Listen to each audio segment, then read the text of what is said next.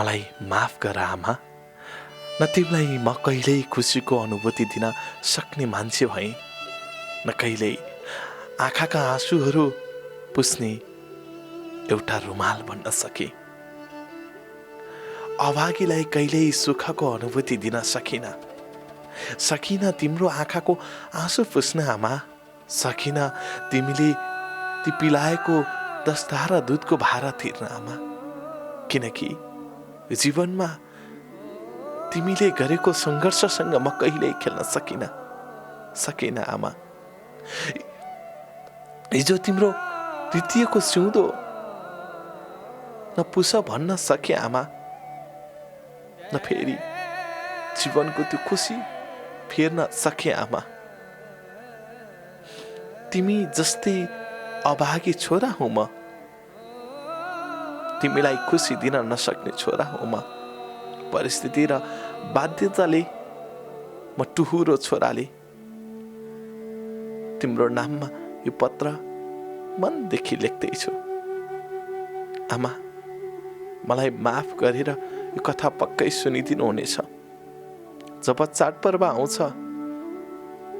तब यो परदेशी छोरा बिरानो सहरमा रोएर बाँच्नु बाहेकको विकल्प रहन्न आमा। परिस्थितिले त्यस्तै मोड लिएको छ आमा। कस्तो दिनमा जन्मिएछु म, न सुख दिन सके आमालाई, न खुसी दिन सके। मान्छेहरू भन्छन् पैसाले सबै किन्न सकिन्छ भनेर। मैले आमाको खुसी र सुख पैसाले कहिल्यै किन्न सकिन। थोरै धन सम्पत्तिले आमाको खुसी र सुख कहिल्यै आउँदैन।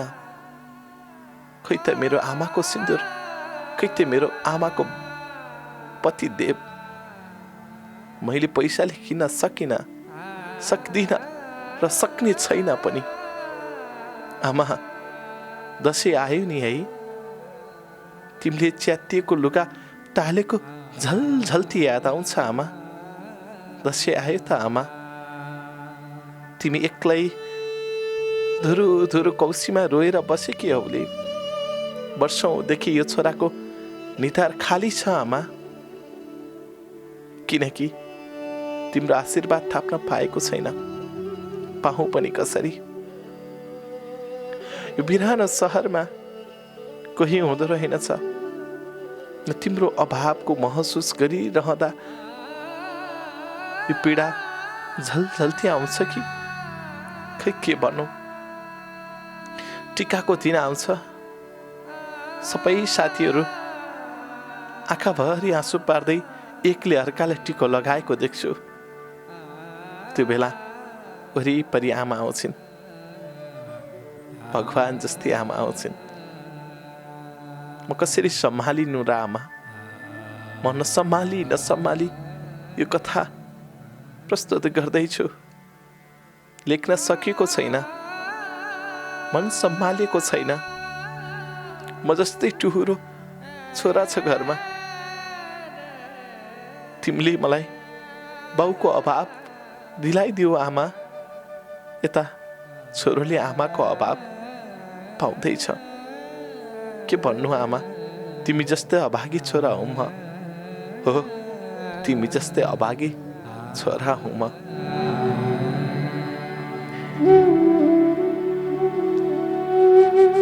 नमस्कार। कार्यक्रममा आफ्नै कथाको यो एउटा पृथक र विशेष श्रृङ्खलाको पर्खाइमा रहनुहुने सम्पूर्ण मेरा भगवान रूपी दर्शक मनहरूमा आज पनि नयाँ अङ्क, विशेष अङ्कको साथमा तपाईँको वरिपरि घुम्नलाई, मनले मन चुम्नलाई अनि तपाईँसँगै रम्नलाई आइसके। म तपाईँकै सुख दुःख अनि हाँसो रोदनको सारथी कमल सरगम। आज चाहिँ अलिकति बिल्कुलै फरक कथा छ। दसैँ लाग्यो नि है। धेरै साथीहरू गाउँ फर्किनु भएको होला। कति परदेशी साथीहरूको जीवनमा अँध्यारोपन छाएको होला। कतिपय स्वदेशमा रहनुभएका नेपालीहरूको मनमा खुसी आएको होला। जस्तो जस्तो अवस्थामा हामी चाडपर्व मनाउँदैछौँ, एउटा सुन्दर पर्वको रूपमा यसपालिको दशैँ पक्कै तपाईँ हामीले मनाउनुपर्छ जस्तो लाग्छ। म यो कथामा धेरै धेरै भावुक शब्दहरूको सम्मिश्रण कोरिएको पत्रबाट तपाईँलाई मनको पीडा बोध नभएर हल्लुङ्गो बनाउने कोसिस गर्छु। मलाई गाह्रो हुन्छ, यो पक्कै गाह्रो हुन्छ यो कथा पढ्न। कतिपयले यसलाई अन्यथा पनि लिइदिनुहुन्छ कि जस्तो लाग्छ। यो अलिकति देखाउने कथा गाह्रो पनि हुँदो रहेछ। आफ्नो फिलिङ्सले पढिन्छ, मनमा पुरा भारी मन बनाएर पढिन्छ, आँखामा आँसु रोकी रोकी पढिन्छ अनि लाग्छ ओहो यो एउटा नाटकको पात्र हुँ म। तर कथा लेख्ने व्यक्ति त वास्तविक पात्र हुनुहुन्छ। उहाँ कति रोएर लेख्नुहुन्छ होला। म केही भावुक हुँदाखेरि त्यो महसुस हुन्छ।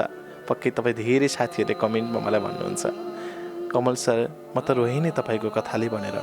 मलाई चाहिँ वास्तवमै तपाईँहरूको कमेन्टहरूले चाहिँ झन् रुवाउँछ। अघिल्लो श्रृङ्खला त्यस्तै भयो। अब म रेगुलर तपाईँहरूको बिचमा कथाको निरन्तरतामा जोडिनेछु। आज चाहिँ एकदमै पीडादायी कथा छ। यो एउटा वास्तविक परदेशीको कथा हो र यसमा पनि एउटा अलिकति पीडा लुकेको कथा छ। तपाईँले अन्तिमसम्म सुनेपछि अझ थाहा हुन्छ। यहाँ हेर्नुहोस् त, छोरा टुहुरो छ भन्ने कुरा सो त आजको कथाको पात्रले भन्नुभएको छ। आमा सो त विधवा भइहाल्नुभयो। उहाँ कसरी टुहुरो हुनुभयो? छोरा टुहुरो हुनालाई उहाँको श्रीमतीले छोडेको हो या श्रीमती सदाका लागि यो संसार छाड्नु भएको, त्यो त तपाईँले कथाको भित्री अंशसम्म पुगेर मात्र थाहा पाउनुहुन्छ। जसको लागि कथा सुन्नुहोला। र यो नितान्त दसैँ तिहार र छठसँग अनि यो पर्वहरू जति पनि पर्वहरूसँग अलिकति बढी केन्द्रित हुन सक्छ। चाडपर्वलाई अलि बढी फोकस गरेर लेख्नु भएको कथा हो। कथा प्रेषक हुनुहुन्छ, तपाईँलाई भन्नै पर्दा उहाँ चाहिँ लमजुङको साथी हुनुहुन्छ। लमजुङको साथी हाल चाहिँ उहाँ युकेमा हुनुहुन्छ। एकदम राम्रो देशमा हो है, युकेमा हुनुहुन्छ लमजुङको साथी। मैले साथी भन्न सुहाउँदिनँ, तपाईँलाई सिधै भन्नुपर्दा उहाँ मभन्दा केही वर्ष सिनियर हुनुहुन्छ र उहाँको नाम चाहिँ मलाई बदल्नु भन्नुभएको छ, किनकि यो कथामा अलिकति केही भित्री कुरा लुकिएको हुनाले मैले र उहाँको पेसासँग अलिकति यो नाम खुलिसकेपछि अलिकति आँच आउने भएको हुनाले पनि यो नाम गोप्य राखिएको छ। उहाँको थर गुरुङ हो है, यति भने गुरुङ हो उहाँको थर, लमजुङ हो घर है। अब उहाँको गाउँ चाहिँ घले गाउँ वरिपरि नजिक हो भन्ने कुरासम्म तपाईँलाई खोलेँ। अब यति भनिसकेपछि त्यो वरिपरिका साथीहरूलाई थाहा हुन्छ र उहाँले नाम राख्नु भएको छ प्रेम है। कथाको पात्रमा प्रेम भनेर लेख्नु भएको छ। दाईसँग मेरो कुरा भएको छ। दाई, तपाईँलाई फेरि पनि नमन। तपाईँ जस्तो छोरा यो संसारमा एक दुईजना हुनुपर्छ। र पनि तपाईँ हेर्नुहोस् त, अभाव दिएँ भन्नुहुन्छ बाबा आमालाई। बाबाको अभावमा आमा अझै अभावमा हुनुहुन्छ भन्नुहुन्छ। तपाईँले सबै कुरा, घर गाडी बङ्गला सबै जोड्नु भएको छ आमाको खुसीका लागि। तर तपाईँले अहिले पनि भन्नुहुन्छ मेरो आमा अपुरो छिन्, अधुरो छिन् भनेर। कस्तो छोरा! मलाई कहिलेकाहीँ तपाईँको त्यो सबै कुरा देख्दा मैले मेरो आमालाई कहिले चाहिँ त्यसरी राख्न सक्छु होला। त्यति नसके पनि एउटा सानो घर बनाएर मेरो आफ्नै कमाइले मेरो आमालाई सँगै राख्न पाएँ कस्तो हुन्थ्यो होला भनेर म सोध्छु। दाइ, तपाईँ परदेशमा हुनुहुन्छ चाहिँ आमासँग बस्न पाउनु भएको छैन। यो कथाको बिचमा म यसको सब सार्थकता खोल्नेछु। अब लाग्छु कथातर्फ। त्योभन्दा अगाडि तपाईँ सम्पूर्ण नेपालीलाई विजय दशमी तथा शुभ दीपावलीको हार्दिक शुभकामना। यसपछिको अर्को कथा पनि दशैँ विशेष नै रहने जानकारी गराउँदै लाग्छु कथातर्फ। जीवनले कोल्टी फेरिसकेको छ, मनलाई एकपटक हेरिसकेको छ। जीवनले कोल्टी फेरिसकेको छ, मनलाई एकपटक हेरिसकेको छ। म त थाकेँ, नराम्रोसँग थाकेँ। म त थाकेँ, नराम्रोसँग थाकेँ। हो, म त थाकेँ, नराम्रोसँग थाकेँ। दुश्मनको बीचमा आफ्नै मान्छेले घेरिसकेको छ। दुश्मनको बीचमा आफ्नै मान्छेले घेरिसकेको छ। कति खुसीहरू मेटिए होलान्, कति दर्दहरू भेटिए होलान्, तर यी पीडा र दर्दको बीचमा आमाका आशीर्वादले मलाई हेरिसकेको छ। जीवनमा धेरै कुराहरू सिक्नु पर्दो रहेछ। त्यसैले त मेरी आमा संसारकै एक नम्बर। म जहाँ जाउँ जे गरौँ तिनै मेरी आमा संसारकै एक नम्बर। तिम्रो काखमा रमाएको सम्झना आउँछ आमा, तिम्रो मनमा हराएको झझल्को आउँछ आमा।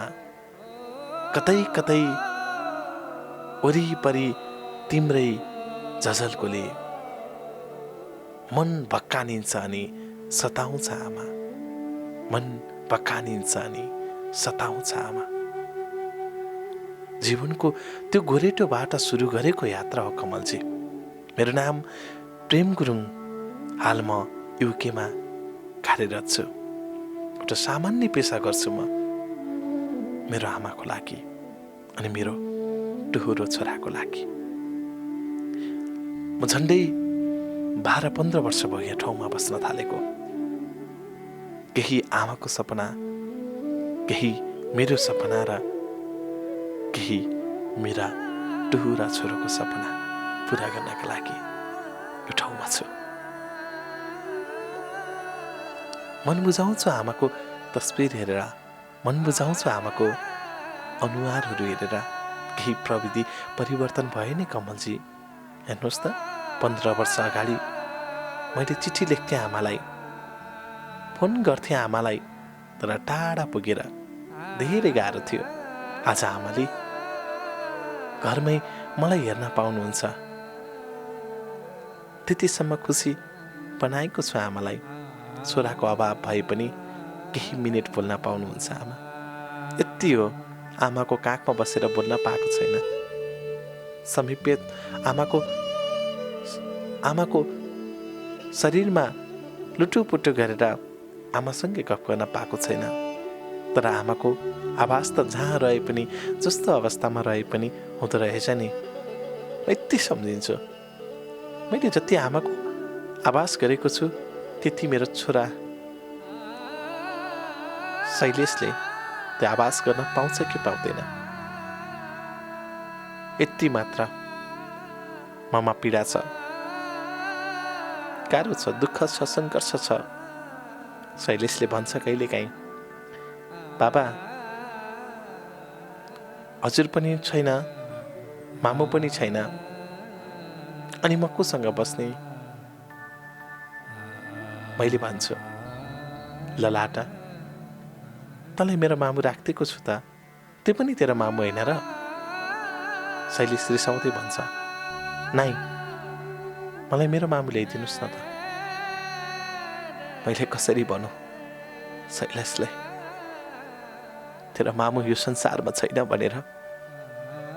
सक्दिनँ नि म, कसरी सक्छु?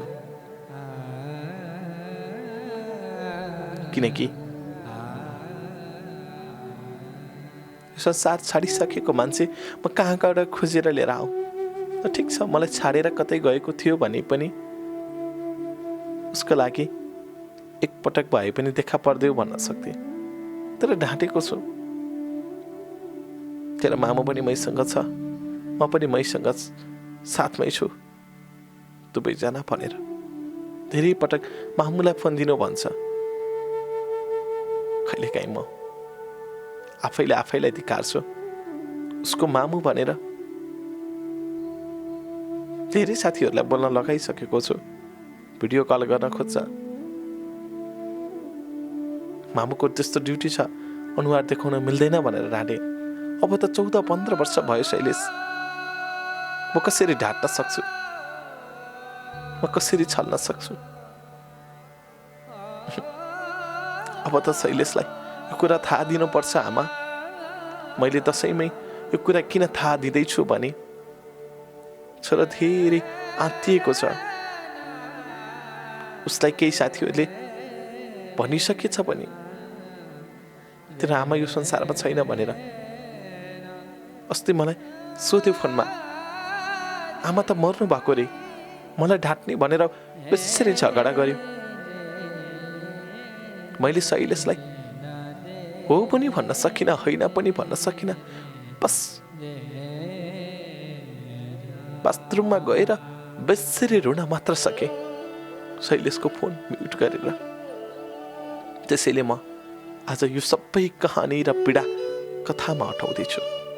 अटाउँछु आमा, प्लिज शैलेशलाई यो कुरा यही कथाबाट सुनाइदिनु होला। मन सम्हाल्ने केटा छ त्यो। मेरो माया पाएको छैन, आमाको माया पाएको छैन, तर तिम्रो माया पाएको छ आमा। तिमी जस्तै एकदमै एकदमै बुझ्ने छ छोरो, मलाई थाहा छ। म भन्दा धेरै संस्कारी भएको छ छोरो। सायद म साथमा थिएँ भने छोराले त्यो व्यवहार पक्कै देखाउँदैन थियो आमा। धन्य छौ तिमी, मेरो खुसी र मेरो सुख अनि मेरो दुःख सबै भुल्ने बाटो बनेकी छौ। जीवनमा त्यस्तो मोड यो कथाले, यो जीवनले लिला भन्ने पक्कै कल्पना गरेको थिएन मैले।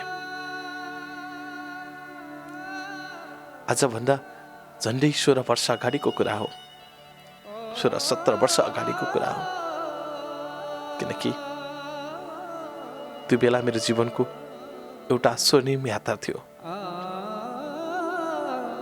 उमेरले थोरै ढल्काइसकेको छ मलाई। त्यो दिनको याद सबै नआउला, तर जति आउला मेरो जीवनका पीडा, सङ्घर्ष र दुःख यो कथामा मिसिएला जस्तो लाग्छ। आजभन्दा 16-17 वर्ष अगाडि म त्यही उमेरमा थिएँ, जुन उमेर शैलेशले टेक्न लागेको छ। म 17 वर्षकै उमेरमा आफ्नो जीवनलाई वैवाहिक यात्रामा तय गर्न बाध्य थिएँ। ती दिन, ती यात्रा, त्यो क्षणहरू झलझल्ती आँखामा आउँछन्। थोरै बाबाको अभाव सम्झिन्छु म। जब दसैँ आउँथ्यो, सबैको घरमा मासु, भात अनि लाउरीहरूको आगमन हुन्थ्यो। हाम्रो गाउँ लगभग अधिकांश लाउरीको पहिरनमा आउँथे। सबैजसो अमेरिका, अस्ट्रेलिया, युके लगायतका विभिन्न देशहरूमा कार्यरत थिए। ती ठाउँहरूमा अलिकति राम्रो सम्पत्ति कमाउनेहरू मात्र पुग्थे या कमाउनका लागि जान्थे। ठुलो लडाईँ लडेर पुग्नु पर्थ्यो। ती ठाउँहरूमा हाम्रा छिमेकीहरू थिए। उनीहरू नेपाल आउँदैनथे, आइहाले भने पनि पुरै गाउँ झलमल्ल बनाउँथे। तर हाम्रो घर सधैँ अँध्यारो हुन्थ्यो। गाउँ झलमल्ल हुँदा हुँदै हाम्रो घर किन अँध्यारो हुन्थ्यो त्यो भन्छु नि म। किन थाहा छ? किनकि हाम्रो घरमा उज्यालो पार्ने समयको प्रतीक, सोचको प्रतीक अनि जीवनको कर्मठ व्यक्तित्व मेरो बाबा हुनुहुन्थ्यो। मलाई पढ्न सिकाउने, मलाई समय सिकाउने, मलाई हिँड्न सिकाउने, मलाई खुसी हुन सिकाउने, दुःखी हुन सिकाउने मैले बाबा गुमाएको थिएँ। बाबा गुमाउनुको एक कारण त्यही थियो। बाबा ठुलो रोगले होइन, सानो रोगले यो संसार छाड्नु भयो। बाबालाई टिबी लागेको थियो। धेरै चुरोट खाने, रक्सी सेवन गर्ने, दिनैभर दुनियाँको भारी बोक्ने, यी 3 चिजले बाबालाई कहिल्यै नफर्काउने गरी लिएर गयो। म 8 वर्षको उमेरमा बाबाले यो संसार छाड्नु भएको थियो। त्यो समयदेखि आजसम्मको बाबाको अभाव मैले झेलेको छु। अनि म कसरी मेरो शैलेशलाई मेरो अभाव झेल्न दिन्छु र? हुन त म बाबाको अनुभूति आमाबाट लिन सक्छु, तर मेरो शैलेशले आमाको अनुभूति मबाट पक्कै लिन सक्दैन। किनकि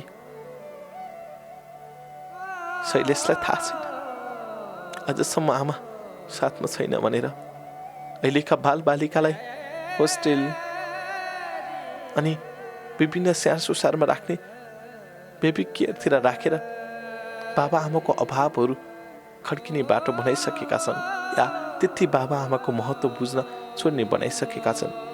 फेरि शैलेशलाई त्यो अभाव पक्कै दिएको छैन, त्यही भएर थोरै शैलेशमा पीडा पक्कै बोध हुन्छ यो कथाबाट। गाउँभरि झलमल्ल हुन्थ्यो, प्रत्येकको घरमा खसीका मासुहरू पाक्थे, मेरो घरमा ढिँडो पाक्थ्यो। त्यति मात्र होइन, तरकारीको नाममा सिस्नो पाक्थ्यो। आमाले एक साक्से मासु खुवाउने गर्नुहुन्थ्यो। अर्म पर्म गरेर कमाएको 2-5 पैसा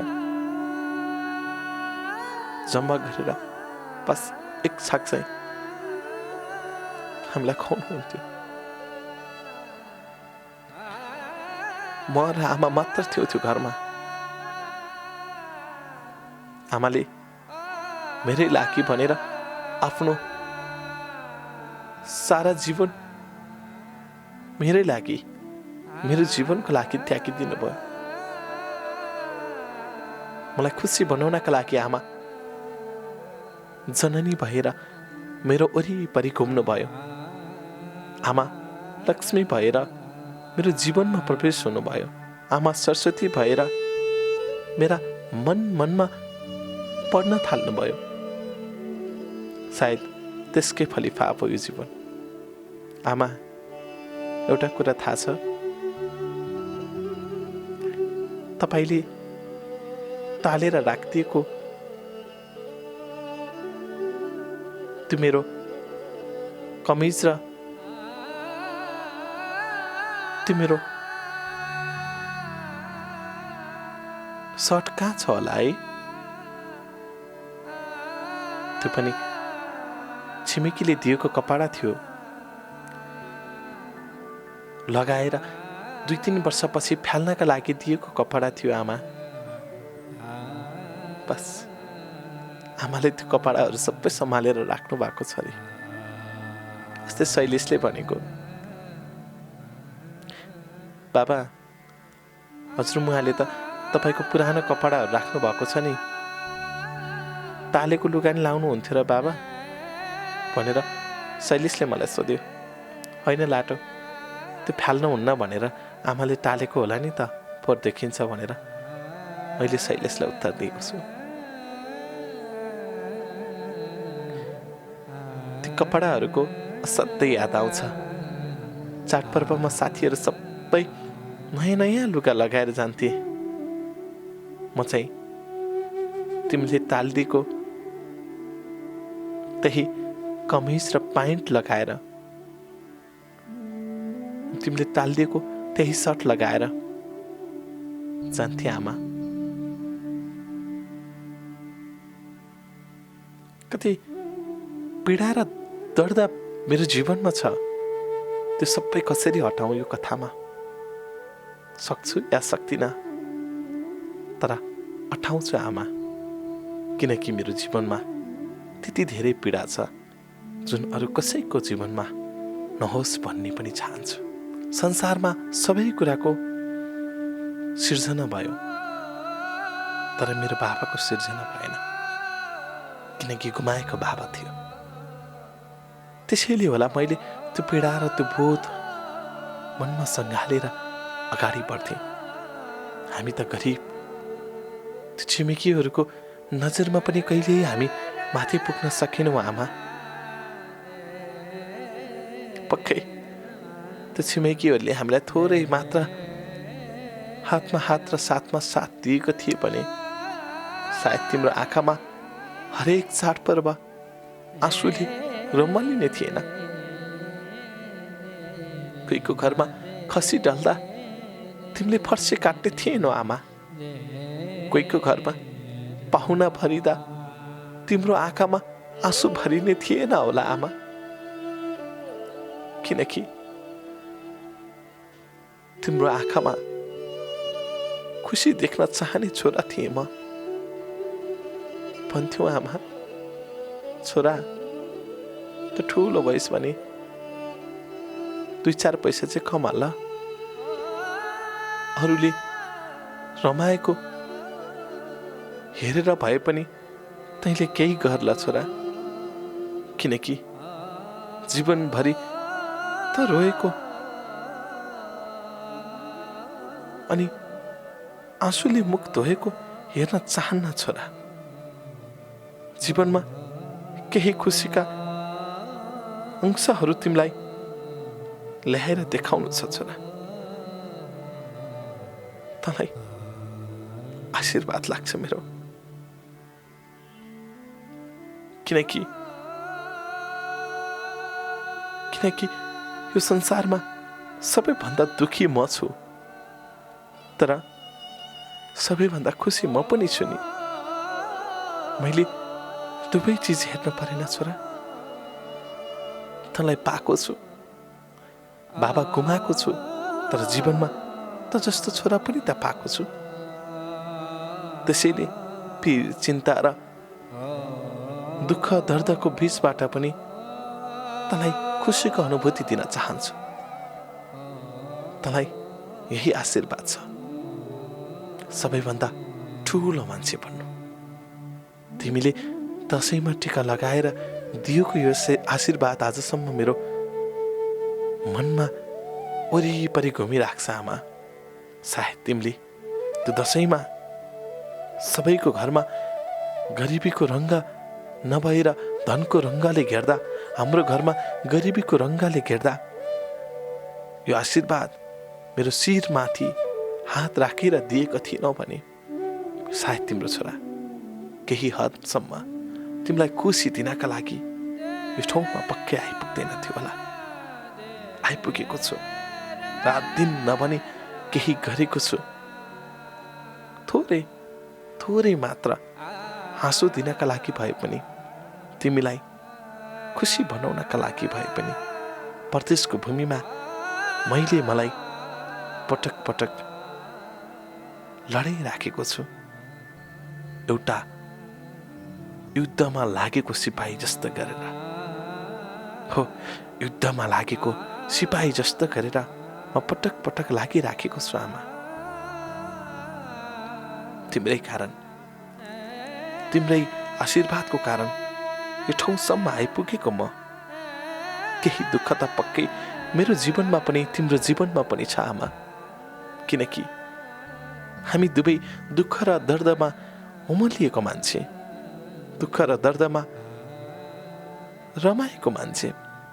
त्यसैले दुःख त क्षणिक जस्तो लाग्छ, भोलि भुल्दै गइन्दो रहेछ।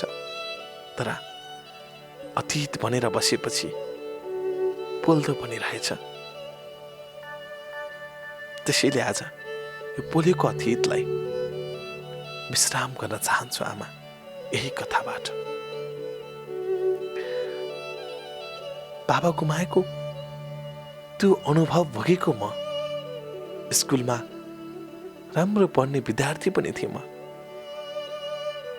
शनिबार हुन पर्दैन थियो, बिहीबार, आइतबार यस्ता दिनहरू पनि मैले स्कुल नगएर हली गएको क्षणहरू छ।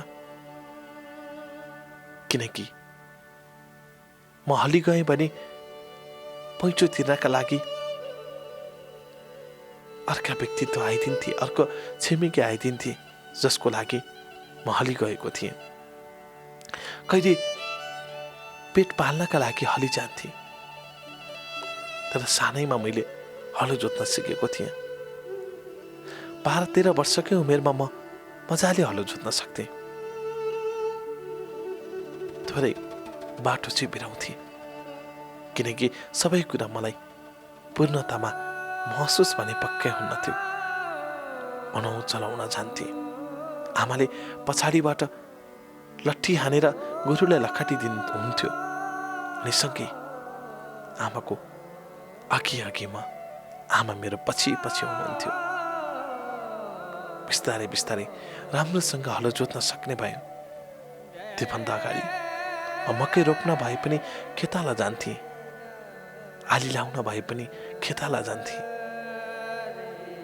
बाउसियो लाउन भए पनि जे गाउँमा काम हुन्थ्यो त्यो कामहरू सघाउन जान्थे। गोठालो त मेरो दिनचर्या थियो। उठ्ने बित्तिकै बाख्रा चराउन गएको म फर्केर आइसकेपछि दौडेर स्कुल जान्थे। उठ्ने बित्तिकै घाँस दाउरा गर्न गएको म फर्केर आउने बित्तिकै स्कुल टेक्न जान्थे। 1 घन्टाको बाटो हिँडेर। कति गाह्रो थियो त्यो जीवन। खालि केही छैन, त्यही जीवनले सिकाएको पाठ हो नि। त्यस्तै भए त यो जीवन कहाँ सुखको अनुभूतितिर ढकेलिन्थ्यो होला र। सधैँ गरिबी र सधैँ विचार पछाडि परेको मान्छे नै हुन्थ्यो होला म। आज यो ठाउँमा छु, भोलि फेरि त्यही ठाउँमा पुग्ने हो कि? कसले कसको जीवन देखेको छ र? कसको भविष्य कहाँ लेखेको छ र? आमा, तिमीले रोजेको बुहारी 17 वर्षकै उमेरमा मैले भित्राउनु पर्ने थियो। मैले तिमीलाई भनेको थिइनँ आमा, 1-2 वर्ष कुरौ, त्यसपछि बिहे गर्छु नि। तिमीले भनिहाल्यौ, नाइ छोरा, म लामो समय कुर्न सक्दिनँ। के थाहा म आज हो कि भोलि हो रोगी छु, मरिहाल्छु कि? आमा, तिम्रो त्यो कुराले मलाई असाध्यै चसक्क छोयो। तिम्रो कुरा काट्न सकिनँ।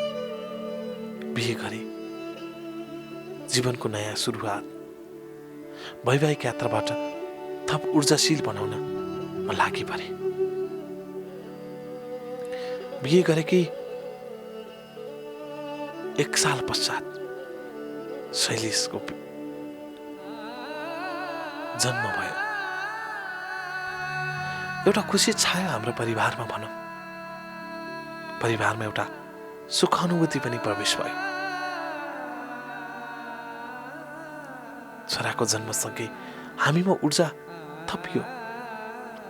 असाध्यै मिलनसार थिइन्, साह्रै बुझ्ने थिइन् चम्पा। चम्पाले भनेको एउटा कुरा असाध्यै याद आउँछ आमा। संसारमा को आफ्नो हुन्छ, को पराई हुन्छ थाहा छैन, तर बाँचुन्जेल तिमी चाहिँ मेरो हुनु है। केवल मलाई चाहिँ असाध्यै माया गर्नु है प्रेम, यही भन्थिन् चम्पा। म चम्पालाई केही उत्तर दिन सक्दिन थिएँ आमा, किनकि मनदेखि माया बसिसकेको थियो चम्पासँग। वैवाहिक यात्रा तपाईँको मागले, तपाईँको मागी विवाहले भए पनि उनी असाध्यै मिलनसार र लक्षिणकी परी तपाईँको नजरमा थिइन् अनि मेरो नजरमा पनि। त्यसैले होला उनीप्रतिको प्रेम, सद्भाव सबै कुराहरू छचल्किन्थ्यो। आमाले एक दिन मलाई सोध्नु भएको थियो नि, छोरा, मैले खोजेको बुहारी ठिक छ कि छैन भन् त? म आज भन्छु आमा, तिमीले खोजेको बुहारी एकदमै ठिक थिए, एकदमै प्यारी थिए। कसरी भनौँ, आँखामा पनि नभिज्ने थिए। आँखामा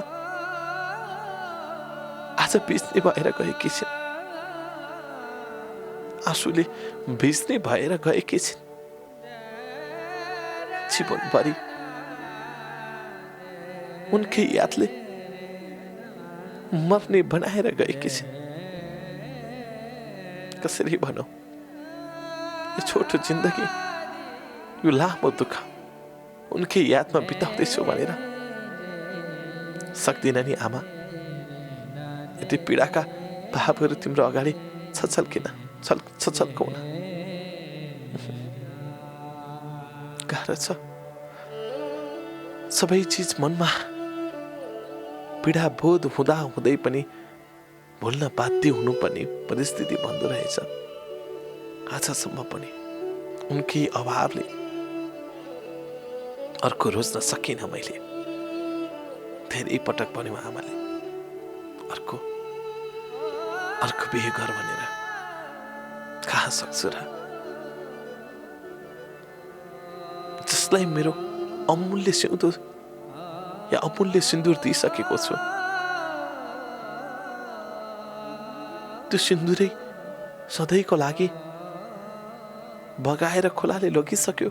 म फेरि कुन सिन्दुर खोजेर अर्कोसँग सिउँदो रङ्गाउँ? म अब अर्को जीवनको परिकल्पना पनि गर्दिनँ आमा।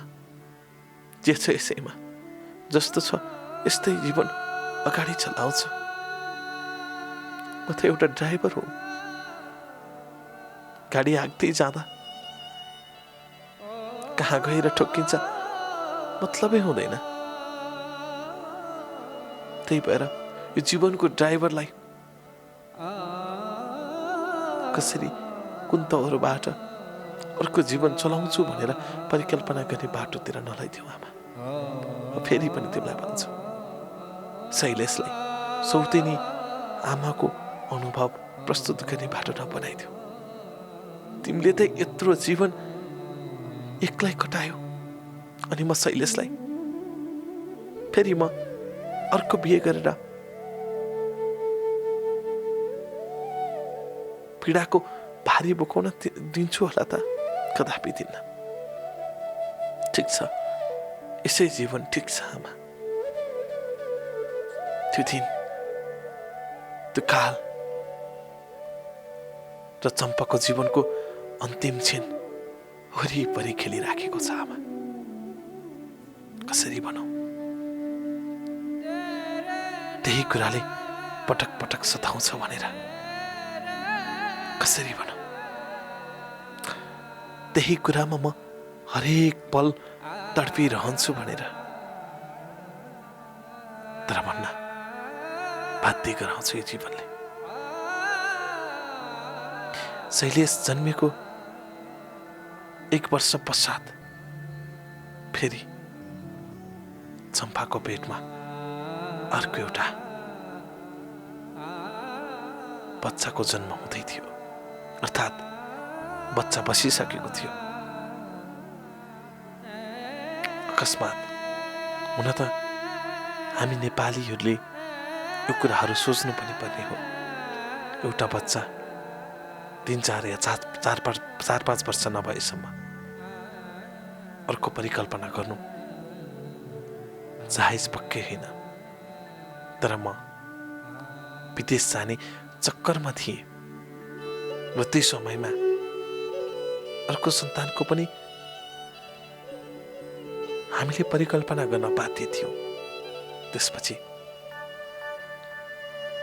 केही सङ्घर्ष गर्ने हाम्रो सोच थियो। चम्पाले पनि त्यही भन्थिन्, युके जाने म तयारीमा रहँदा तपाईँ युके जानु अनि हाम्रो 2वटा सन्तान भइसकेपछि 2 सन्तान उतै लिएर आइहाल्छौँ नि है। यस्तै सपना देखेकी थिइन् चम्पाले। आमालाई नि साथमा राख्नुपर्छ है भने। हो नि चम्पा, तिमी नभएर आमालाई साथमा राख्नै सकिन। के गर्नु? तिमीले मेरो थाप्लो भरि पीडा थपेर गयो। मनभरि पक्खानिने बाटो खोलेर गयो। आँखाभरि आँसु भरेर गयो। अनि म कसरी आमालाई साथमा राख्ने परिस्थितिमा पुग्न सक्छु र? हरेक दिन आमाको अगाडि म रुनै सक्दिनँ नि। चम्पा, तिमी कहाँ छौ? कस्तो अवस्थामा छौ? यो संसार छाडिसकेपछि सायद तिमीले यही संसारलाई हेर्दैछ भने एकपटक भन्छु, अर्को जन्म तिम्रै श्रीमान, तिम्रै प्रेम भएर जन्म नपाऊ। तिमी मलाई कुरिराख ल, सायद छिट्टै आउँछु होला नि तिमी भएको ठाउँमा। पीडा छ नि मलाई पनि। चाडपर्व आयो कि धुरु रुन्छु। तिमीले बिहेकै वर्ष भनेको थियौ नि, आज खाना नपुगेर के हुन्छ र? बिस्तारै तपाईँ कमाउने भइहाल्नुहुन्छ, अनि हामी सधैँ मासु खाने नि होइन। पिर नलिनु न प्रेम, त्यही भनेको थियौ नि है। न तिमीलाई मैले मिठो खुवाउन सकेँ, न राम्रो लगाउन दिन सकेँ। तिमीले त छाडेर गइहाल्यौ नि। पेटमा बच्चा हुर्किँदै थियो। बिस्तारै शैलेश हिँड्ने, आफै बोल्न सक्ने, बाबा भन्ने भइसकेको थियो। तर बिचारा शैलेशले स्तनपान भने गर्न पाएको थिएन। 7-8 महिनामै उसले स्तनपान गर्न छोड्नु पनि परिस्थिति पर्यो। पेटमा 7 महिनाको बच्चा थियो। त्यो दिन आज पनि मलाई वरिपरि पहाडले थिचे जस्तो अनुभूतिमा म प्रवेश हुन्छु। एक्कासी चम्पा घरमा ढलिन्छन्।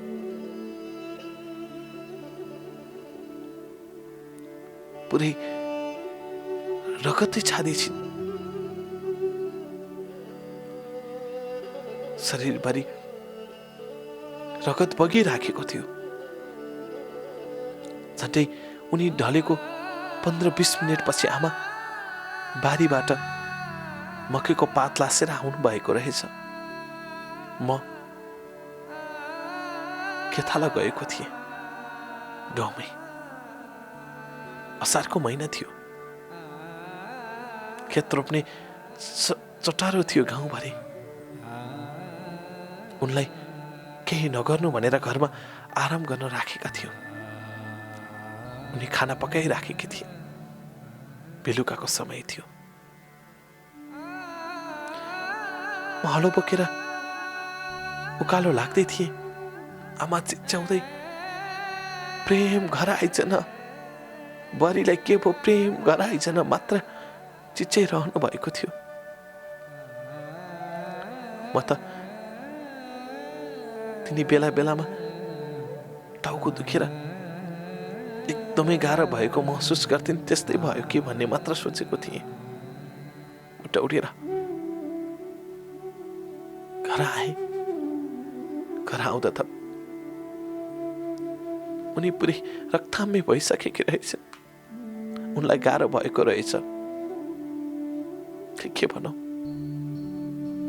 सुत्केरी व्यथा भनौँ भने 6-7 महिनाको अरू केही रोग भनौँ भने केही थाहा छैन। हत्ता नपत्ता हामीले नजिकैको स्वास्थ्य चौकीको बिरामी बोक्ने डोली ल्याएर उनलाई त्यसैमा हालेर झन्डै 1 घन्टा हिँडेर सवारी साधन आउने ठाउँसम्म पुग्यौँ। त्यो ठाउँमा पुगेर बल्ल एउटा गाडी पायौँ र त्यसपछि हामीले सदरमुकाममा उनलाई ल्याएर अस्पतालमा राख्यौँ। बाटोभरि प्रेम, म बाँच्दिनँ, प्लिज मलाई दुःख नगर, शैलेशलाई खुसी देऊ मात्र भन्थेँ। थोरै होस्, अनि आँखामा आँसु बाहेक उनको केही हुन्न थियो। मैले धेरै पटक उनलाई सम्झाएँ, बुझाएँ, तर उनी कति भन्थिन् म बाँच्दिन, खर्च नगर, यही रोक भन्छौ भने साँच्चै म बाँच्दिन, मलाई गाह्रो भइसक्यो। यति थियो तिम्रो अनुहार हेरेर मर्ने, तिमी आइहाल्यौ।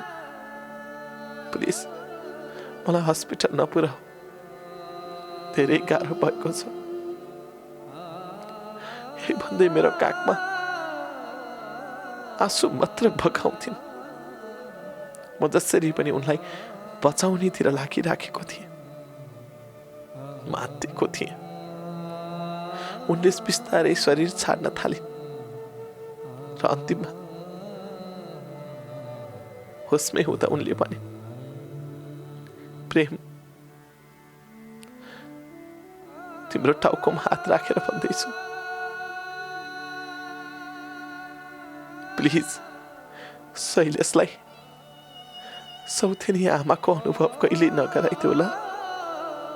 म यो संसार छाडेर गए पनि उसलाई अर्को आमाको अनुभूति पक्कै नगराइदेऊ। तिमीले यति वचन मान्देऊ। त्यति मात्र के भनेकी थिइन्, उनको शरीर लाराक लुरुक भयो, चल्न छोड्यो शरीर। हामी हात्थ्यौं। मम्मी बेसरी रुन थाली, चम्पा उठ्न, चम्पा उठ, हस्पिटल आइपुग्न लाग्यो, केही हुन्न, उठ्न प्लिज भनेर आमा उनको हात मार्न थालिन्। प्लिज उठ्न, म पनि कराउँथे। आमा झन् भक्कानिएर रुन थालिन्। पिर मर्का सबै कहाँ बुझ्न सक्थिन आमाले ती लासलाई। लास छ हाम्रो वरिपरि भन्न कहाँ सक्थिन् र आमा।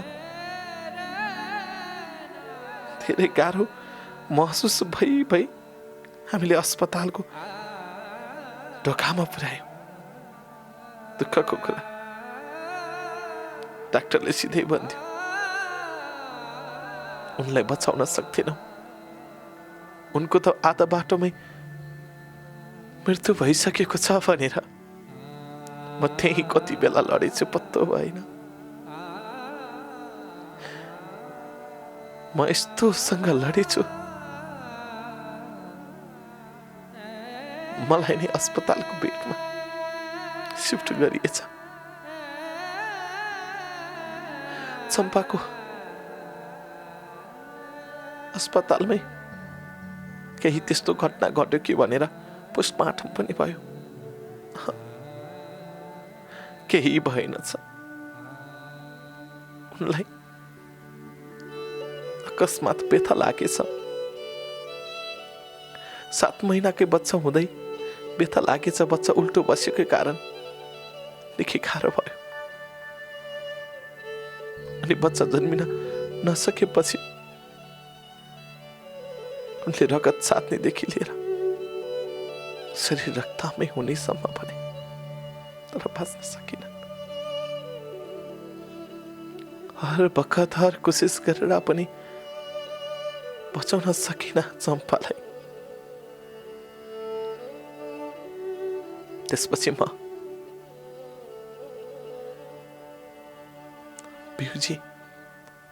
बिउजिदा चम्पाको लास म भन्दा ठिक पल्लो बेडमा थियो। म ओल्लोमा, म जुरुक्क उठेर चम्पालाई, प्लिज चम्पा उठ्देऊ न एकपटक,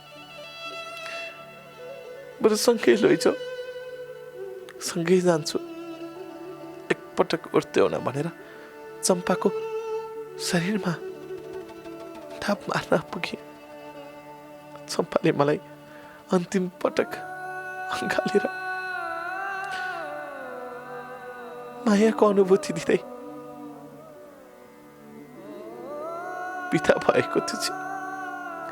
आँखा अगाडि आयो। मैले कसरी चम्पालाई बिदा गर्नु, म कसरी चम्पाको शरीरमा आगो लगाउन सक्छु त, तर परिस्थितिले मलाई चम्पाको शरीरमा आगो लगाउने बनाइदियो र चम्पा सदाका लागि खरानी भएर गइन्। म तिम्रो वचन पुरा गरेर आजसम्म तिम्रै सम्झनामा छु चम्पा। थाहा छ छोरा छिट्टै बिहे गर्ने उमेरमा पुग्दैछ, हुर्किन्छ, त्यसपछि म पनि बुढो हुन्छु अनि मर्छु। तिमीबाट छिट्टै आउँदैछु, मलाई 1 वर्ष 100औं वर्ष जस्तो लाग्न थालेको छ। कहिले पुग्ला बुढेसकालको यात्रा भन्ने मात्र कुरेर बसेको छ।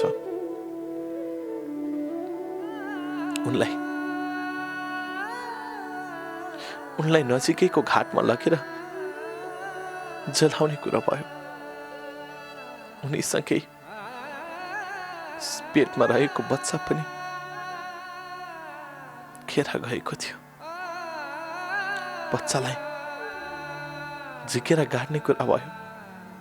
हिन्दू परम्परा र सँगै बुद्धिस्ट परम्परा त्यहाँ चल्थ्यो। हामी चाहिँ हिन्दूहरूको छिमेकी भएको कारण गुरुङ भए पनि हिन्दू परम्परामै नियत थियौँ।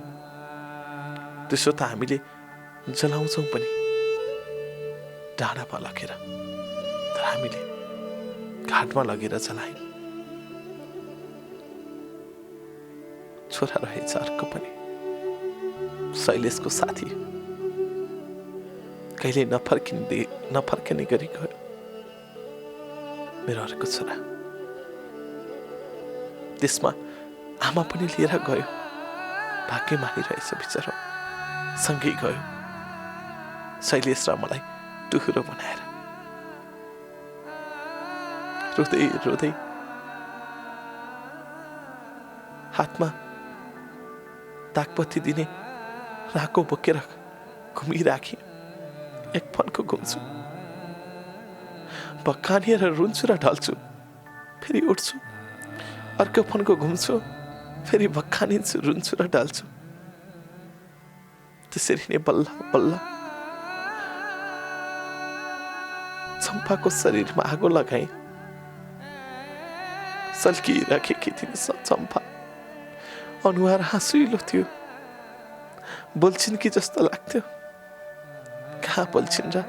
सधैँलाई छाडेर गएकी चम्पाले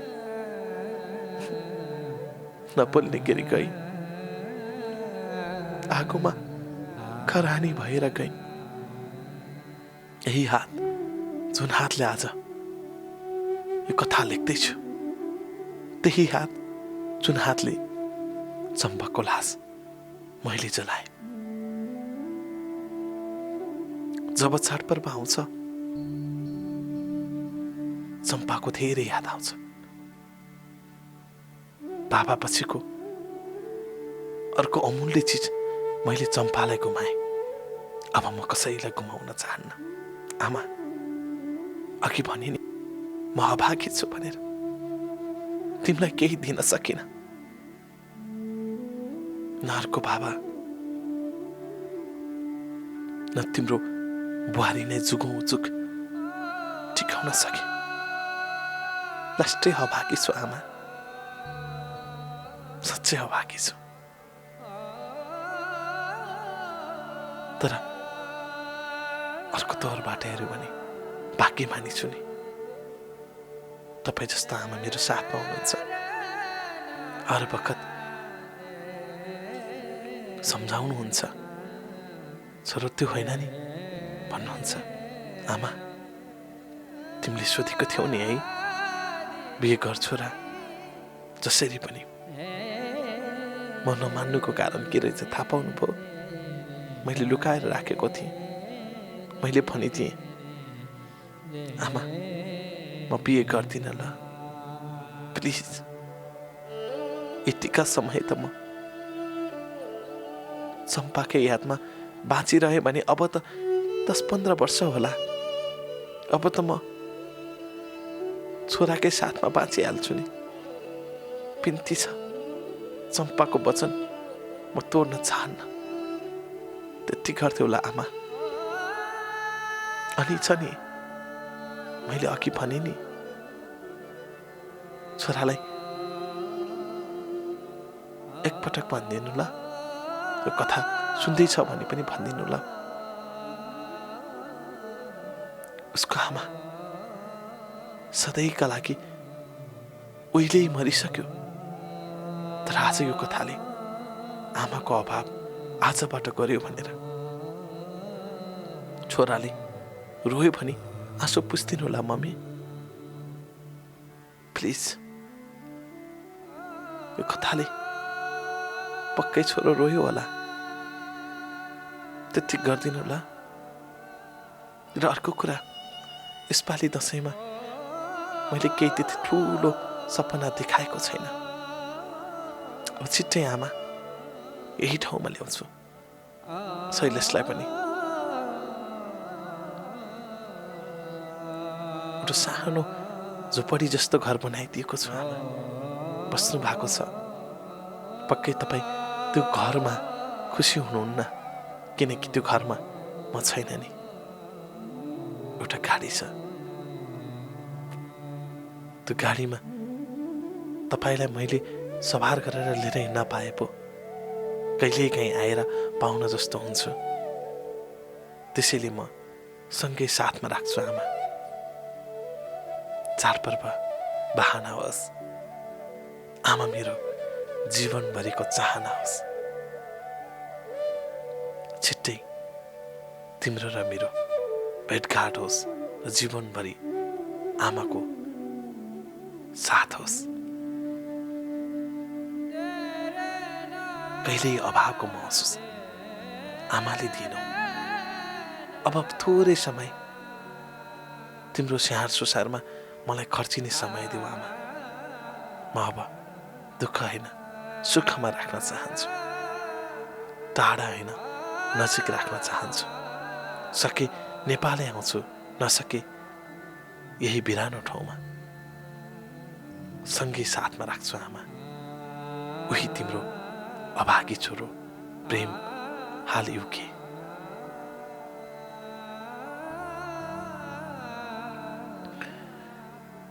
आदरणीय दाई प्रेम गुरुङको यो कथा पढे। दाई, तपाईँ कति रुनुभयो कथा लेख्दा, त्योभन्दा धेरै म रोएको छु। पात्र भएर भिज्दाको पीडा मैले भोगेको छु। नक्कली आँसु र भित्रबाट आउने आँसुको अनुभूति म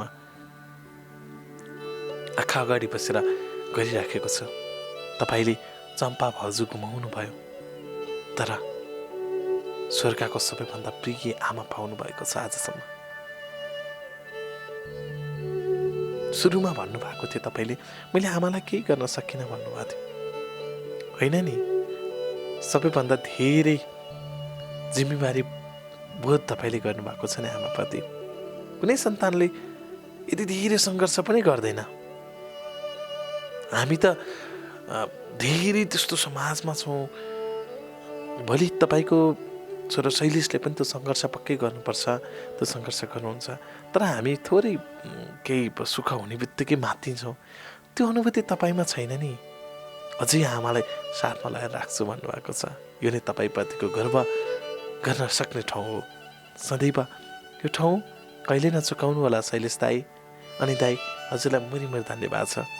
हजुरको कथाले धेरै ती नेपालीहरूको मनमा गरुङ्ग भावहरू हल्लुङ्ग हुनेछ। अनि एकदमै सरल भावका सरल शब्दहरू कथामा हुन्छ भन्नुहुन्छ। मलाई साहित्यिक शब्दहरू अलि बढी प्रयोग गरिदिनुहोस् न भन्नुहुन्छ। साहित्यिक शब्द हामी बुझ्छौँ, केही समाजका केही जो साहित्यसँग केन्द्रित भएका केही प्रतिष्ठित व्यक्तिहरू बुझ्नुहुन्छ।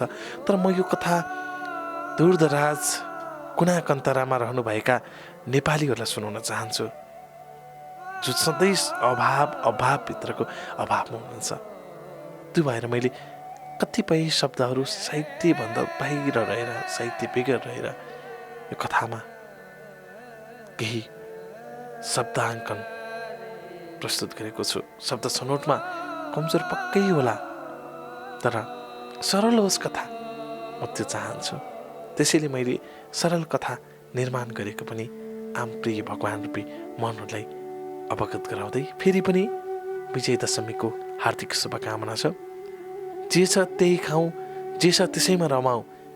प्रेम दाइले जस्तै ढिँडो सिस्नो सम्झिने त्यो एउटा छेना आओस् न हामीलाई। सधैँ मिठो खाएको थियौँ भन्ने त्यो छेन किन आओस् त, होइन? ऋण गरेर खाएको थियौँ भन्नुभन्दा पनि दसैँमा पनि ढिँडो खाएको थियौँ नि भन्नु सम्झिनुहोस् न एकचोटि। कस्तो मिठो हुन्छ त्यो छेन। पछि सङ्घर्ष गरेर त्यो भुल्ने बाटो बनाउनुहोस्, तर ऋण गरेर धेरै मिठो खाने बाटो चाहिँ नगर्नुहोस्, किनकि ऋणले दिन लाग्छ भन्छन् क्यारे। मलाई चाहिँ त्यस्तो लाग्दैन। ऋण धेरै नबोकौँ, थोरै ऋण बोक्दा त हुन्छ, तर जे छ त्यही खाउँ भन्दै प्रेम दाई, तपाईँको यो कथाबाट धेरै नेपालीको मन अर्को भयो होला। कतिपय दोस्रो विवाह गर्नेहरूको लागि सन्देश भयो होला। कतिपय श्रीमतीलाई गाली गर्नेहरूका लागि श्रीमतीप्रति गर्ने त्यो सद्भाव र प्रेमको अनुभूति भयो होला। अनि दाइले कथामा अलिकति धेरै कुराहरू, विदेश बसाइको यात्राका कुराहरू लेख्नु भएको थियो। कथा लामो भयो, मैले त्यसलाई थोरै फालिदिएँ र मैले यो कथामा भनिहालेँ। त्यो अभाव तपाईँले पक्कै भेटिसक्नु भएको छ। दाइ चाहिँ विदेश भाउजूको निधनको 3 महिनापछि दाइको भिसा आएको थियो र दाइ विदेश जानुभयो। मैले यो छोटोसँग, किनभने कथामा भन्दा अलिक नमिठो हुनसक्छ भनेर, र विदेश गइसकेपछि दाइ अकस्मात त्यो देशमा एउटा राम्रो बिजनेस पाउनुभयो भनौँ न। दाइलाई चाहिँ एउटा त्यहाँ बाले, जसको चाहिँ कस्तो भाग्यमानी हेर्नुहोस् है, त्यो ठाउँमा पनि बाउ पाउनु भएको छ। यता उहाँले बाउ गुमाएको अभावमा उता उहाँसँग बस्ने बाको चाहिँ आमा श्रीमती हुनुहुँदो रहेनछ। छोराछोरी पनि नभइसकेपछि उहाँलाई छोरा बनाएर उहाँको बिजनेसमा सपोर्ट गर्ने एउटा आधार बनाइदिनु भयो। र आज चाहिँ शैलेशको बाबा प्रेम दाई त्यहाँको चाहिँ ठुलो बिजनेसम्यान हुनुहुन्छ। दाई, तपाईँले यो कथामा यो कुरा नभन्नु पनि भन्नुभएको थियो, बिजनेसम्यान छ भनेर, एउटा सामान्य काम गर्छ भनेर भन्नु भनेको थियो। मैले यो चाहिँ किन भने तपाईँबाट धेरैले एउटा शिक्षा चाहिँ सिक्नुहुन्छ। हिजो गरिब आज धनी बन्न सक्छ भन्ने शिक्षा होस् भनेर मात्र हो। तर धनी पनि भोलि गरिब हुनसक्छ, त्यसलाई सम्हाल्नुपर्छ भनेर तपाईँले लेख्नुभएको कथामा केही न केही छ। पक्कै पनि धेरै साथीहरूले बुझ्नुहुनेछ। र प्रेम दाइलाई फेरि पनि मेरो धन्यवाद। जुन ठाउँमा श्रीमतीको उपचार नभएर तपाईँले 1 घन्टाको बाटो हिँडाएर फेरि 2-3 घन्टा लगाएर श्रीमती अस्पताल पुर्याउँदा श्रीमतीको निधन भएको थियो, त्यो ठाउँमा तपाईँले अस्पताल बनाउनु भएको छ। तपाईँलाई सलाम छ। तपाईँले गरेको त्यो कार्यले सायद त्यो ठाउँका बासिन्दाहरू अझ सधैँ खुसी छन् होला है। तपाईँले कमाएको नै त्यो नै हो जस्तो लाग्छ। अहिले त त्यो अस्पतालमा धेरै सुत्केरीहरूको सफल शल्यक्रिया हुँदो रहेछ। धेरै बालबच्चाहरू त्यहाँ उपचार गर्न जान्छन्। त्यो एउटा आधार बनाइदिनु भएको छ दाइ। तपाईँलाई मैले धन्यवाद दिन चाहन्छु। अझ धेरै नै प्रेम दाईको असली नाम पनि थाहा पाइसक्नुभयो भने नभन्न मात्र खोज्नु भएको होला। र यो कथाबाट म कमल सर कम्पनी अर्को नयाँ श्रृङ्खलामा भेट्ने बाचाको साथ छुट्टिन्छु। नमस्कार, ह्याप्पी दसैँ।